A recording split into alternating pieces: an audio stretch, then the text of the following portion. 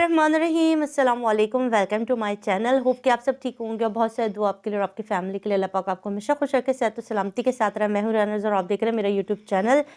झूठी मक्कार अदाकारा जो है ना, उसने फिर एक दफ़ा से साजिश रकम कर दी और एक दफ़ा फिर से अपने बेईमान और अपनी खसलत को जो है वो ज़ाहिर करते हुए दोबारा से एक ऑडियो रिलीज़ कर दी है, जिसके अंदर वो ज़हरा काज़मी के साथ बात कर रही हैं और उसी ऑडियो को उन्होंने लीक कर दी।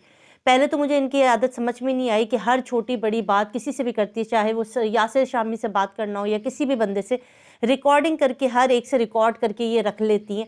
मुझे ना एक चीज़ बिल्कुल भी नहीं पसंद, जब भी आप इंसान किसी से बात करते हैं ना, तो आप उसकी रिकॉर्डिंग क्यों करके रखते हैं या उसकी स्क्रीनशॉट क्यों लेके रहते हैं। ये वही लोग करते हैं जिनका दिमाग जो होता है ना वो क्रिमिनल माइंड होता है और जिनको पता होता है कि हमने आगे जाके फंसना है और हमने झूठा साबित होना है या हमने किसी खड्डे में गिरना है, तो हमने उस बंदे की चीज़ों को जो है ना वो रिकॉर्ड करके रखना है। जो भी अच्छा इंसान होता है, जो भी इंसाफ पसंद इंसान होता है और जिसको यकीन होता है कि यार मैं सच्चा हूँ, वो कभी भी किसी की भी जो है ना वो चीज़ें रिकॉर्ड करके नहीं रखता। अगर आपने उस टाइम पर बात कर ली है बच्ची से या किसी से भी की है, तो उसके बाद आप उसको रिकॉर्डिंग करके रख रहे हैं और आप अपने मकसद के लिए उसको ला रहे हैं और लोगों को दिखा रहे हैं, देखो भी हमसे तो ये बात हुई थी, हमसे वो बात हुई थी। जबकि अदालती अहकाम के मुताबिक बच्ची की कोई भी इंटरव्यू या कोई भी चीज़ जो है इस वक्त पब्लिकली करना ठीक नहीं है, और मगर ये फिर भी ढिठाई के साथ अदालती अहकाम की धज्जियाँ बिखेर रही हैं।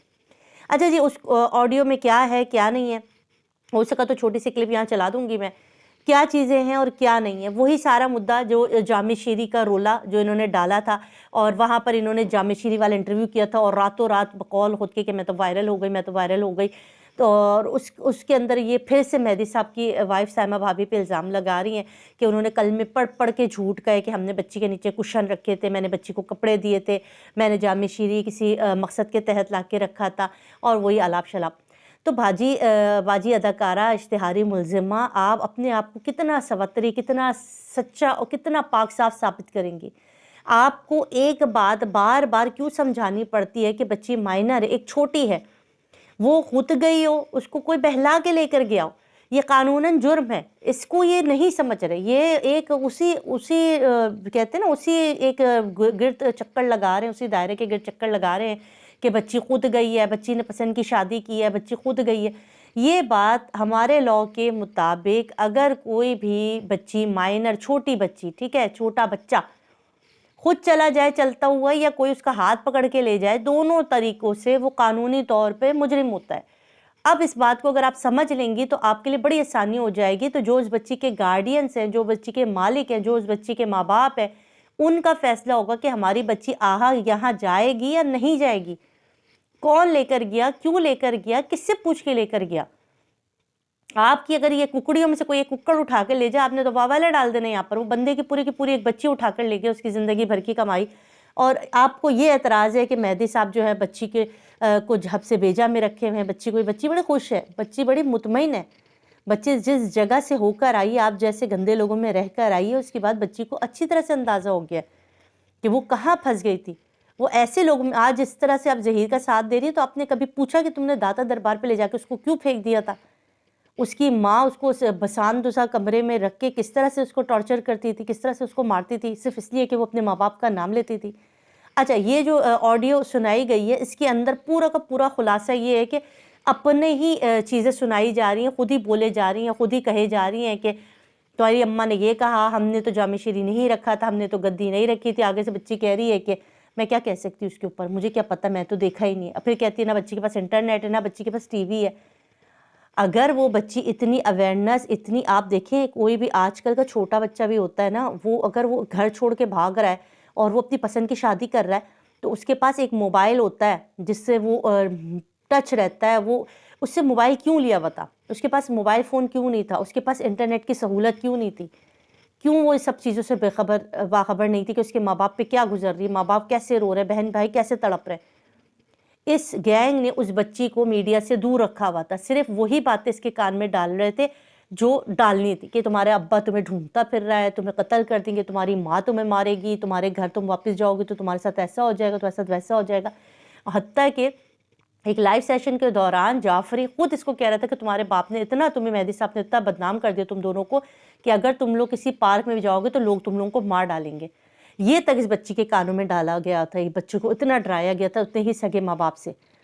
مگر جب بچی اپنے ماں باپ سے ملی ہے، بچی ریلیکس ہو گئی ہے، بچی خوش ہو گئی ہے، بچی جو ذہنی اذیت کا شکار ان لوگوں کی وجہ سے تھی. یہ خاتون، ابھی آپ یہ آڈیو سنیں، اس کے اندر وہ ٹوٹلی بچی کو ڈرا رہی دھمکا رہی ہے کہ تمہاری ماں نے یہ کہا ہے، تمہارے باپ نے یہ کہا ہے، تمہاری کہا ہے، جبکہ بچی کو انٹرنیٹ کی سہولت دے دیجئے، بچی خود دیکھ لے گی کیا ہو رہا ہے کیا نہیں ہو رہا.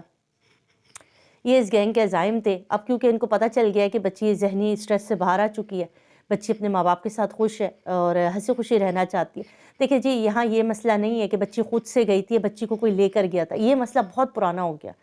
بچی بچی ہے. یہ آپ یاد رکھیے، 13-14 سال کے بچے کو نہیں پتا کہ صحیح کیا ہے اور غلط کیا ہے، میرے آگے زندگی میں اچھا کیا دیکھنا ہے، برا کیا دیکھنا ہے. یہ سب چیزیں ماں باپ بھگتیں گے. بچے تو کر لیتے اپنی مرضی.